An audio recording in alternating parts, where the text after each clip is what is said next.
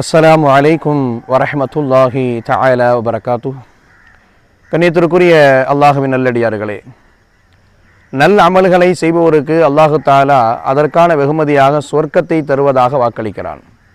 சொர்க்கத்தையே நம்முடைய அமல்கள் பெற்றுத்தருகிறது என்று சொன்னால், நம் அமல்கள் எப்படி இருக்க வேண்டும் என்கிற ஒரு நிபந்தனையும் அல்லாஹுவும் ரசூலும் நமக்கு கற்றுத்தருகிறார்கள், ஒரு நிபந்தனையும் சொல்லித் தருகிறார்கள்.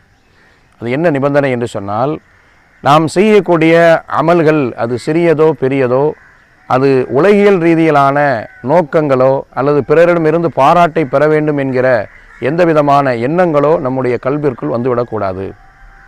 திருக்குர்ஆனினுடைய 67வது அத்தியாயத்தின் 2ஆம் வசனத்தில் மனிதனுடைய அமல்களால் எது சிறந்தது என்பதை சோதித்து பார்ப்பதற்காகவே நாம் மௌத்தையும் வாழ்க்கையையும் நாம் மனிதனுக்கு வழங்கியிருக்கிறோம் என்பதாக அல்லாஹ் குர்ஆனிலே குறிப்பிட்டு காட்டுகிறான்.